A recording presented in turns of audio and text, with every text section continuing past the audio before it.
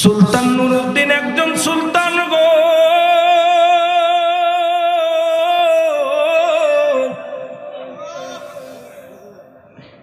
নামাজ আদায় করে নফল পড়ে সুন্নাত পড়ে নবীর দুরূদ পড়া শুয়ে আছে রে। রহমতের নবী ডাকতে বলে, এ সুলতান নুরউদ্দিন মাহমুদ, তুমি ঘুমায় আসো গো, তুমি ঘুমায় আসো, একবার জাগো জাগো। আমি নবীর বড্ড কষ্ট হয়। আমি নবীর রওজার পাশে, আমি নবীর রওজার পাশে দুইজন নীল চক্ষুধারী মানুষ। আল্লাহু আকবার। আমি আপনাদের কথা বুঝাইতে যাইয়া, নবীর দুশমন এখনো আছে, তৎকালীন ছিল গো। নবীর ইন্তেকালের পরও নবীর লাশ মুবারক নিয়ে দুশমনি করেছে, জোরে বলেন ঠিক কিনা? আমি বোঝানোর জন্য সুন্নি ভাইদের করে কথা বলে যাই। দাদু ভাইয়েরা, অনেক লম্বা আলোচনা, অনেক আলোচনা আছে, তবে বইলা যায়। আল্লাহ নবী স্বপ্নে দেখেন নুরউদ্দিন জঙ্গি, সুলতান নুরউদ্দিন মাহমুদ আমার ইবাদতে ডিস্টার্ব করে। আমি নবী আমার উম্মতের জন্য কান্দি, আমি নবী আমার উম্মতের মায়ায় পাগল দেওয়ানা রে।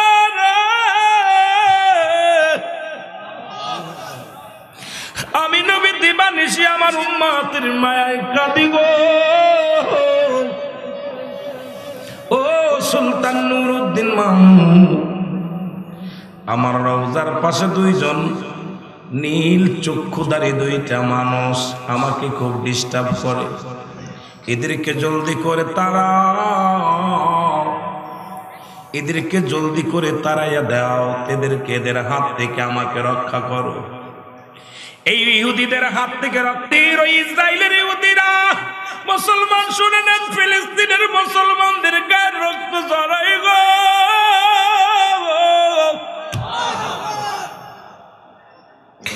এই মুসল শহরের মধ্যে, মুসল শহর না, কয়েকবার ইহুদি ছিল যাদেরকে জায়গা দিলেন ইসরায়েল। ইসরায়েল তাদের খাবার দিলেন, শোবার জায়গা দিলেন, বসার জায়গা দিলেন। এরপরও আজকে নবীর সামনে দুশ্মনী করে রাসূলুল্লাহর লাশখানা চুরি করার ষড়যন্ত্র করেছিল ইহুদিরা। আজকে ইসরায়েলের জমিনে ইহুদিরা আক্রমণ করে মুসলমানদের। গোটা পৃথিবীর মধ্যে মুসলমানদের এক নাম্বার শত্রু হলো মুসলমান। মুসলমানদের এক নাম্বার শত্রু হলো ইসরায়েল। ওই ইসরায়েলের ওই পাঁচাটা কুত্তাগুলো বাংলার জমিনে আছে, তারাও ইহুদিদের স্লোগান গায়, তারাও কই না ইসরায়েলের স্লোগান গায়, ইসরায়েলের প্রশংসা করে। জোরে জোরে বলেন ঠিক কিনা? আমি আজকে কড়া কথা বলে যাই। ফিলিস্তিন ছিল স্বয়ং সম্পূর্ণ। ফিলিস্তিনের মুসলমানদের দিলে বড় মায়া, মুসলমানদের অন্তরে বড় প্রেম। এ মুসলমান শুনে নাও, কারা আসলে এই পৃথিবীর মধ্যে ইহুদিরা এসিয়া ইসরায়েলের জানোয়ার গুলো মুসলমানদের কাছে হাত পেতে দিলেন, ভাই আমাদের থাকার জায়গা দেন। অসহায় তখন তাদেরও সাহায্য করলেন। অসহায় ঘুমানোর জায়গা ছিল না, খাওয়ার জায়গা ছিল না, ঘুমানোর জায়গা ছিল না। মুসলমানদের অন্তরে বড় মায়া। আমার আল্লাহ বলে সূরা তাওবার মধ্যে 6 নম্বর আয়াত, যারা পড়েন কোরআনটা ভালো করে পড়ে নিয়ম বাবা। আল্লাহ বলে, হাবিব আপনার কদমের মধ্যে যদি কোনো মুসলিম আগমন করে, সর্বপ্রথম তাদের বসতে দিবেন। তারা যদি নিরাপত্তা চায় নিরাপত্তা দিবেন, যদি নিরাপদ স্থানে পৌঁছায় দিতে বলে আপনি পৌঁছায় দিবেন, যদি সাহায্য চাই সাহায্য দিবেন। এই কোরআনের আয়াত দ্বারা প্রমাণিত হয় ইসরায়েলরা এসেছিল সাহায্যের জন্য ফিলিস্তিনের কাছে। ফিলিস্তিন আজকে সাহায্য করেছিল। আজ সেই ইসরায়েলের জানোয়ারগুলো দিনে দিনে দলের শক্তি হইয়া মুসলমানদের উপর আক্রমণ করে। গোটা পৃথিবীর মধ্যে ইসলামের বড় শত্রু হলো, বড় শত্রু হলো ইহুদিরা। ইহুদিরা ইহুদিরা জোরে জোরে চিল্লায় বলা যাবে না আল্লাহু আকবার। আমার ভাইয়েরা, আমার বন্ধুরা, আমার গভীর মনোযোগ, আমি আলোচনা করতে এসেছি সময়। বনবন্ধুপুর বাইতুল মামুর জামে মসজিদ, বনবন্ধুপুর নূরে মদিনা এতিমখানা সুন্নিয়া হাফিজিয়া মাদ্রাসার উদ্যোগে 37তম বাৎসরিক সুন্নি ঐতিহাসিক মহাসম্মেলন। অত্র মাহফিলে আপনাকে আমাকে আল্লাহ তাআলা আসার মতো বসার মতো সুযোগ দান করেছে। উচ্চ কণ্ঠে আওয়াজ দিয়ে চিল্লাইবেন আলহামদুলিল্লাহ। আজকের এই মাহফিল থেকে সালাম ও কদম জানাই কুল কায়নাতের নবী, নবীদের নবী, রাহমাতাল লিল আলামিনের পুত পবিত্র কদম মোবারকে। সালাম জানাই আপন আপন পীরের পুত পবিত্র কদম মোবারকে। সালাম জানা আজকের মাহফিলের সম্মানিত সভাপতি সাহেব আব্দুল হান্নান সাহেব, ইমাম ও খতিব অত্র জামে মসজিদ। আজকের মাহফিলের সম্মানিত সহসভাপতি মাসুক মিয়া সাহেব। আজকের মাহফিলের সহসভাপতি জনাব মোহাম্মদ ফেরদাউস করিম সাহেব। আজকের সম্মানিত সহসভাপতি জনাব মোহাম্মদ কবির হোসেন সাহেব। আজকের মাহফিলের সম্মানিত অতিথিবৃন্দ, আমন্ত্রিত অতিথিবৃন্দ যারা আছেন প্রত্যেকের জানাই সালাম। সালাম জানাই আমন্ত্রিত মেহমান, খাস করে যে সমস্ত আমন্ত্রিত মেহমান আছেন পারভেজ হুসাইন চৌধুরী সাহেব, বাবুল হোসেন খান সাহেব, শাহজাহান মিয়া সাহেব, আলফাজ মিয়া সাহেব, জনাব মোহাম্মদ আবুল কালাম আজাদ সাহেব। আজকের মাহফিলের সম্মানিত বিশেষ অতিথি জনাব হযরত মাওলানা কাউসার আহমেদ সাহেব।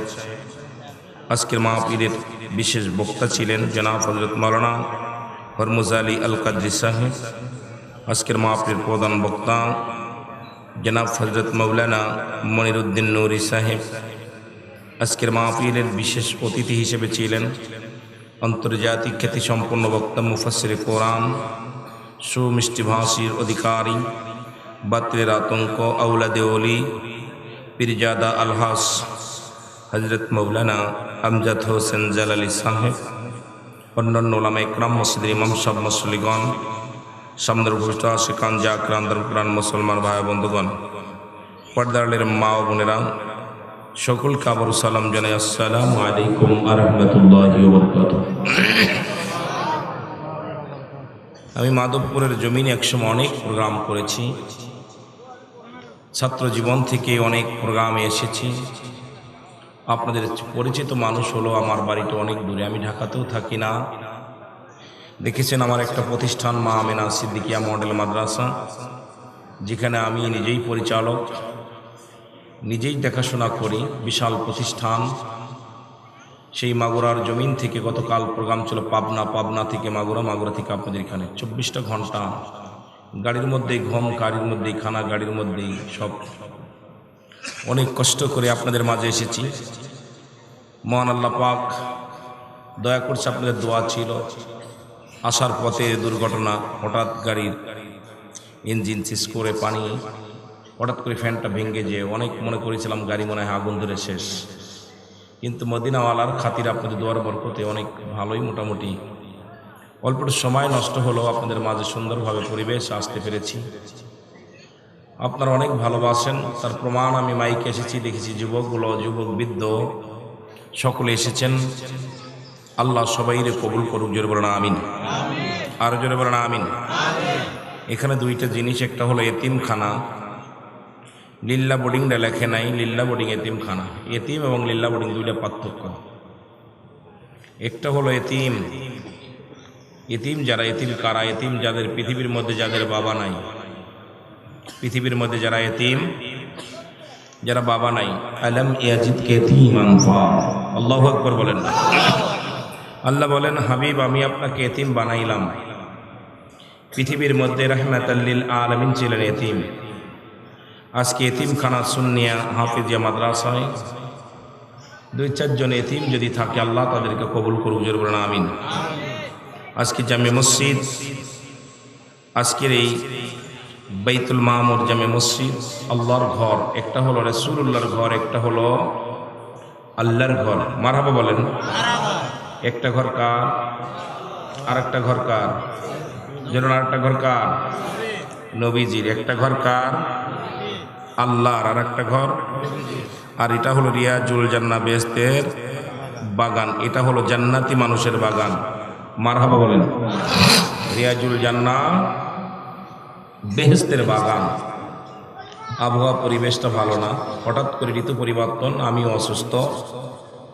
অল্প কথা বলবো আপনাদেরকে নিয়ে। রিয়াজুল জান্নাহ, বেহেশতের বাগানে আমরা বসতে পেরে খুশি না বেজার? জোরে বলেন খুশি না বেজার? একমাত্র শত্রু নাই মাস্টার ইবলিসের। শত্রু নাই কার? ভুলও নাই ইবলিসের, শত্রু নাই ইবলিসের। শত্রু আছে মানুষের, ভুলও আছে মানুষের। জোরে বলেন ঠিক কিনা? আমরা পাপী মানুষ, গুনাহগার। সবচেয়ে বড় গুনাহগার আমি।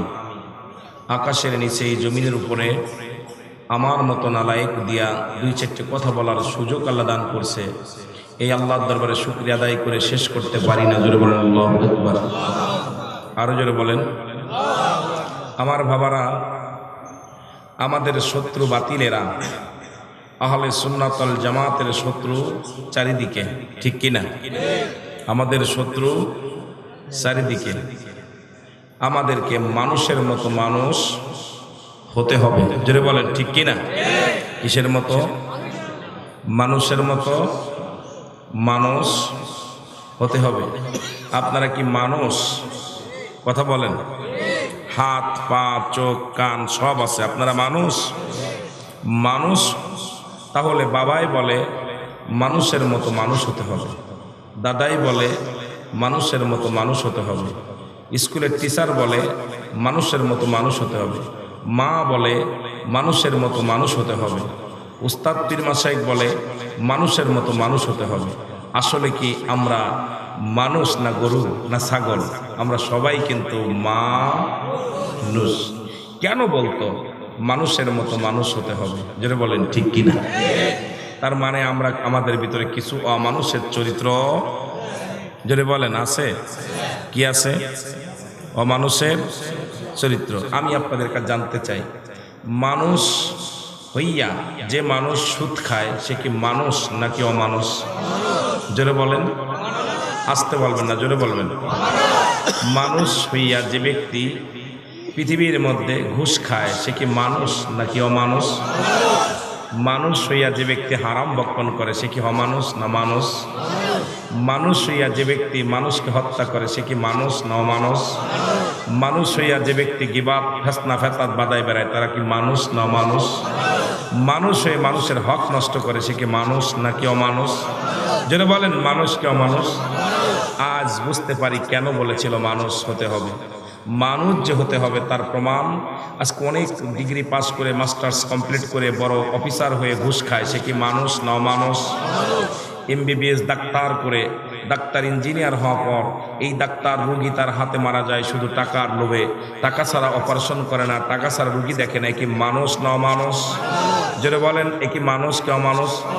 আমরা কিছু আলেমও আছি যারা হয়তো আমার উপর আপনার চাহিদা বাড়ছে, আসতে পারি নাই, এখন দেখলো এত টাকা ছাড়া আমি আপনার মাহফিলে যাব না, আপনাকে কষ্ট দিলাম, আমি কই ওই আলেমটা মানুষ না অমানুষ?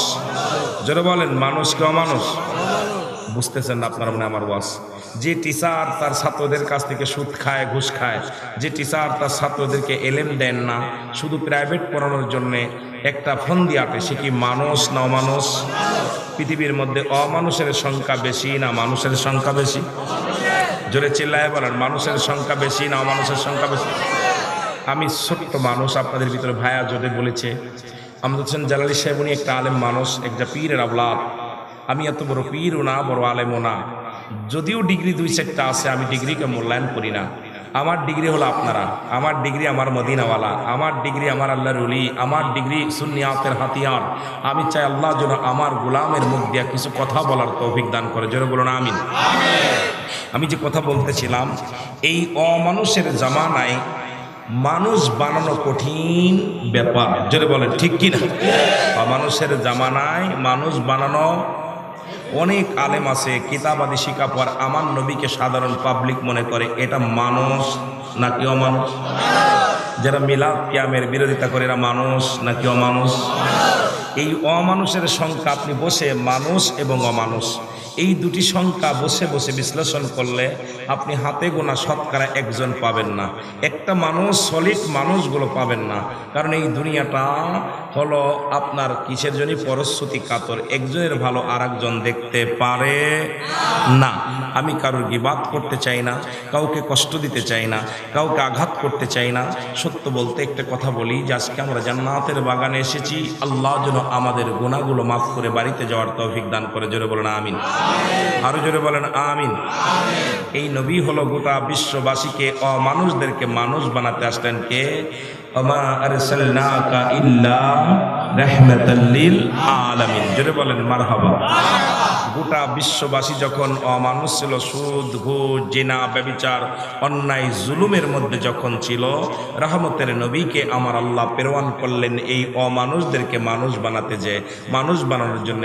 আর অমানুষদেরকে মানুষ বানাতে যে নবীজির গা থেকে রক্ত ঝরেছে, আমার নবীজির দাঁত মোবারক দান শহীদ হয়েছে, আমার নবীজি রক্তে লাল হয়েছে জমিন খানা, আমার নবীজি না খেয়ে পেটে পাথর বেঁধেছে, আমার নবীজি না খেয়ে এই পৃথিবীর মধ্যে এই শীতের কনকনে রাত্রে একই চাদরে গায়ে বিছানা, সেই আমার নবীজি থাকছেন।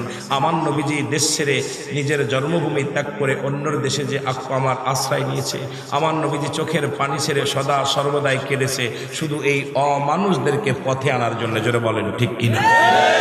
তাহলে আমাদেরকে মানুষের মতো মানুষ, জোরে বলেন, হতে। আপনারা আমার ভাষা বোঝেন? মাগুরা জেলার ভাষা আর ব্রাহ্মণবাড়ি কি যেন মাধবপুরের ভাষা, এটা চিলেট অঞ্চল। এই অঞ্চলটা আমি ভয় পাই প্রচণ্ড, কারণ অসংখ্য আল্লাহর ওলি চিলেটের জমিনে আসছে। এই কোন ওলি আল্লাহর জমিনে শুয়ে আছে, আপনারা ভয় না পেলে দেখেন কোরআন শরীফ নিয়ে ধরতে ধরতে একটা কোরআনের হাফেজ দেখবেন ও অজু ছাড়াও কোরআন ধরে ফেলে। যে ব্যক্তি মসজিদে যায় ও দেখবেন মসজিদে অজু ছাড়া উঠে পড়ে, কিন্তু একজন বেনামাজি ওই মসজিদে উঠতে গেলে তার অন্তর কাঁপে, ভয় পায় যে আমি উঠবো যদি বিপদ হয়। বেনামাজি একজন অমুসলিম কোরআন ধরতে পায় না, কিন্তু আমরা মুসলমান হয়ে কোরআনটা নিয়ে খেলা শুরু করে দিছি। কারণ আল্লাহর সঙ্গে ভয়, আল্লাহর ভয়, রাসূলের প্রেম আমাদের অন্তরে নাই। মরণের এক কথায় মরণের ভয় আমাদের মধ্যে নাই। জোরে বলেন ঠিক কিনা? আরো জোরে বলেন ঠিক কিনা? আমার ভাইয়েরা, এই কোরআনকে আল্লাহ পাঠাইলেন, কোরআনের বাড়ি কোথায়? লাহে মাহফুজ। বাড়ি কোথায়?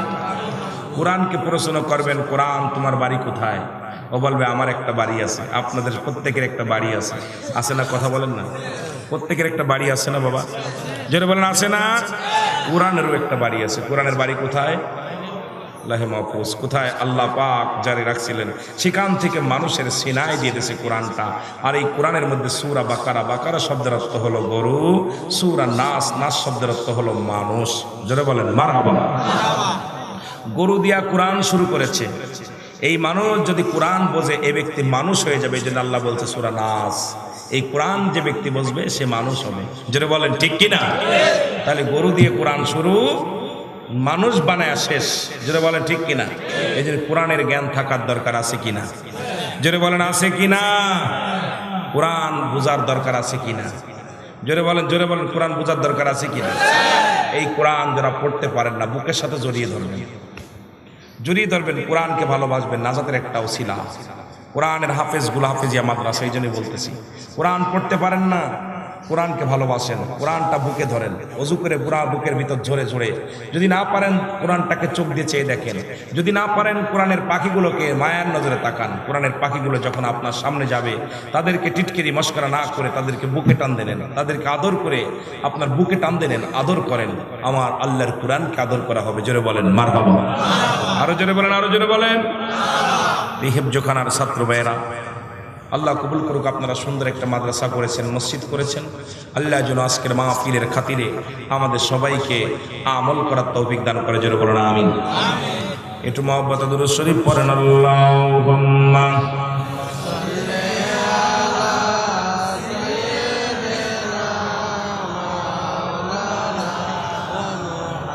ওয়ালা আলি সাইয়্যিদিনা।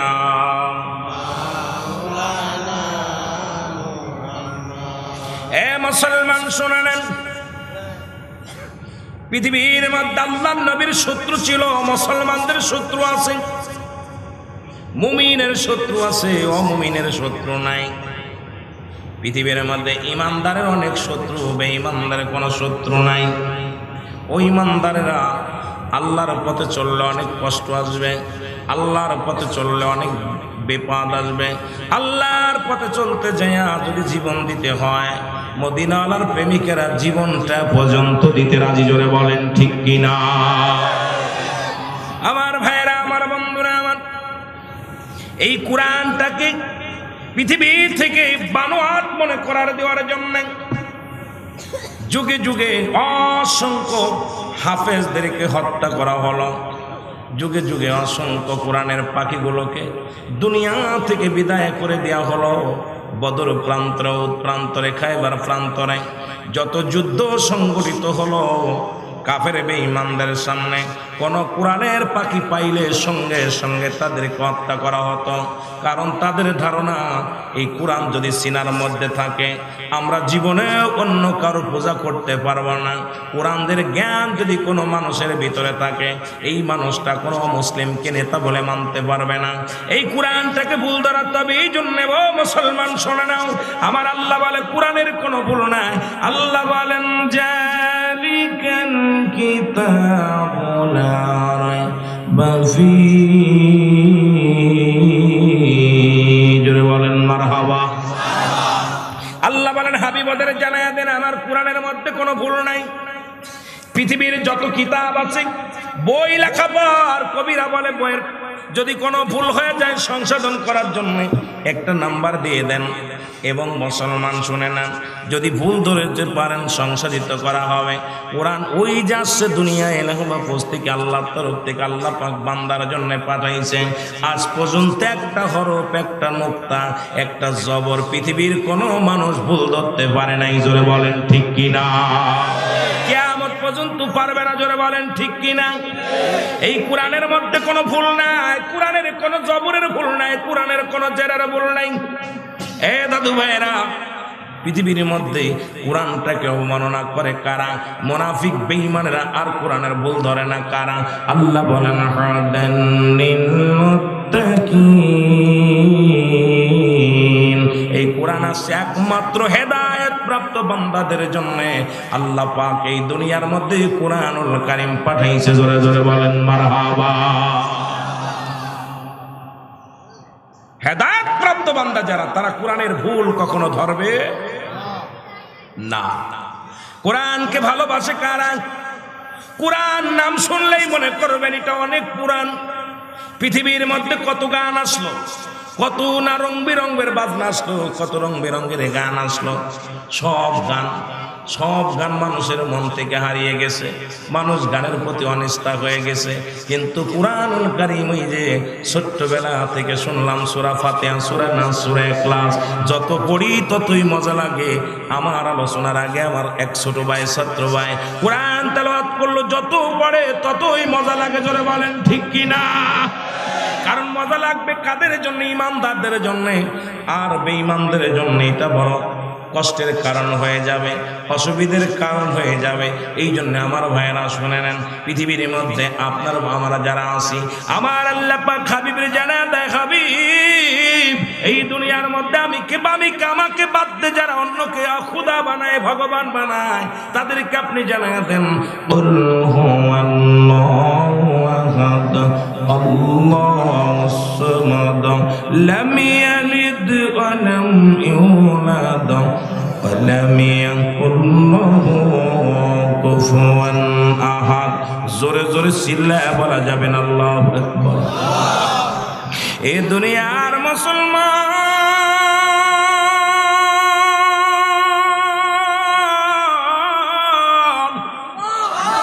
আল্লাহ বলে হাবিবদেরকে জানা দেন আমি আল্লাহ এক, আমি আল্লাহ এক। এই পৃথিবীর মধ্যে আর কেউ দ্বিতীয় নাই। পৃথিবীর মধ্যে কাউকে জন্ম দিই নাই, কারো থেকে জন্ম নিই নাই। আমি আল্লাহ আসমান জমিনের মধ্যে, আমি আল্লাহ শুধু এক, আমি আল্লাহ এক। এই মাত্র একমাত্র পূজা করব কার? একমাত্র আল্লাহ। ইয়্যাকা না'বুদু ওয়া ইয়্যাকা নাস্তাঈন ইহদিনাস সিরাতাল মুস্তাকিম। জোরে জোরে চিল্লায় বলা যাবে না আল্লাহু আকবার। মহব্বতের সঙ্গে দুরূদ শরীফ পড়েন আল্লাহুম্মা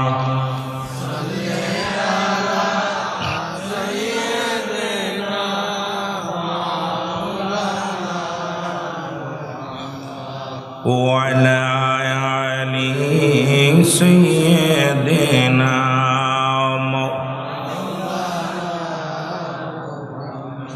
এ ভাইরা আমার, বন্ধুরা আমার, এই জন্য বেশি বেশি ইবাদত করো, বন্দেগী করো। যদি জিন্দেগি ভালো করতে চাও, তোমার জিন্দেগি যদি সুন্দর করতে চাও, আল্লাহর প্রেমে নিসার হয়ে যাও। দুনিয়ার সব ছেড়ে দাও, দুনিয়ার সব কিছু ছেড়ে দাও, আমার আল্লাহর প্রেমে পাগল হয়ে যাও। যদি আল্লাহর একবার পাগল হতে পারো, দুনিয়া তোমার জন্য হবে শান্তিময়, দুনিয়া তোমার জন্য হবে সুখময়, পরপারও হবে তোমার জন্য সুখময় এবং শান্তিময়। জোরে জোরে চিল্লায় বলা যাবে না আল্লাহু আকবার। এ মুসলমান শুনে নাও, আমার ভাইরা, আমার বন্ধুরা, সুলতান নুরউদ্দিন মাহমুদ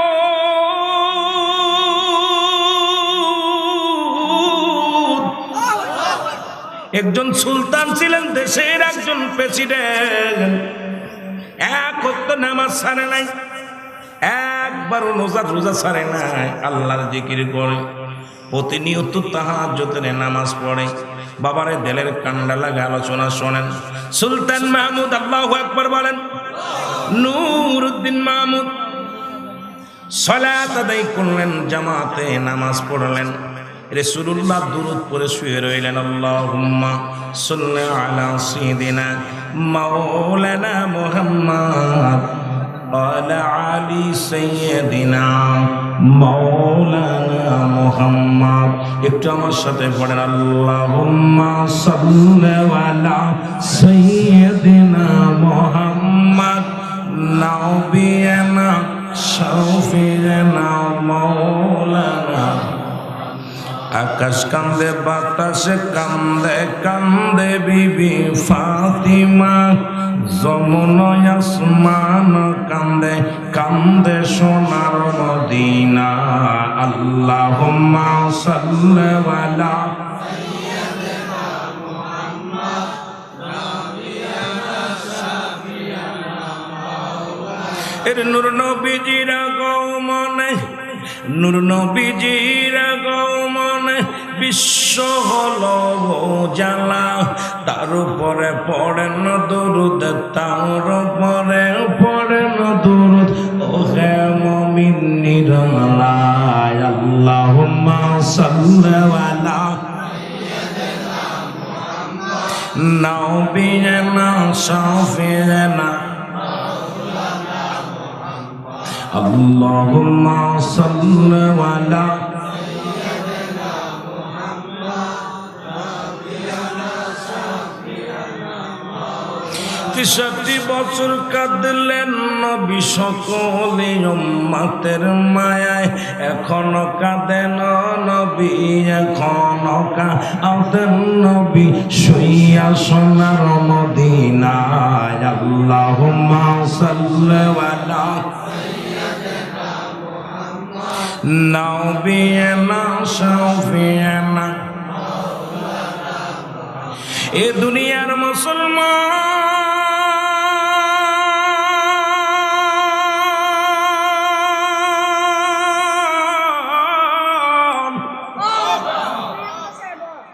সুলতান নুরউদ্দিন একজন সুলতান গো।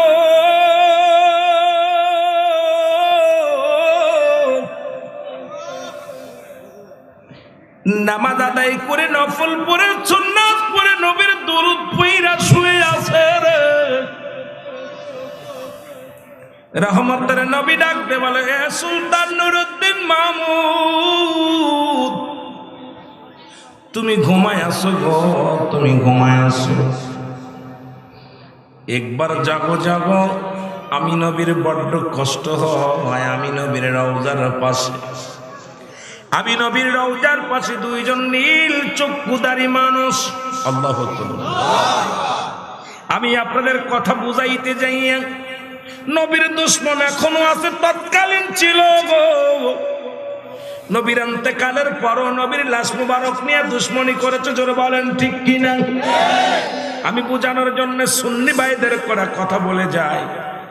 দাদু ভাইয়েরা, অনেক লম্বা আলোচনা, অনেক আলোচনা আছে, তবে বইলা যায়। আল্লাহ নবী স্বপ্নে দেখেন নুরউদ্দিন জঙ্গি, সুলতান নুরউদ্দিন মামুন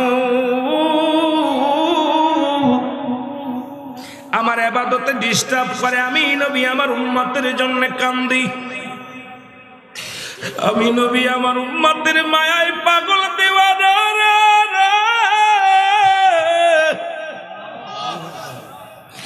আমি নবী দিবানিশি আমার উম্মতের মায়ায় কাঁদি গো। ও সুলতান নুরউদ্দিন মামুন, আমার রওজার পাশে দুইজন নীল চক্ষুধারী দুইটা মানুষ আমাকে খুব ডিস্টার্ব করে। এদেরকে জলদি করে তাড়াও, এদেরকে জলদি করে তাড়াইয়া দাও, এদেরকে এদের হাত থেকে আমাকে রক্ষা করো। এই ইহুদিদের হাত থেকে রক্ষার ওই ইসরায়েলের ইহুদিরা মুসলমান শুনে নেন, ফিলিস্তিনের মুসলমানদের গায়ের রক্ত ঝরাই গো।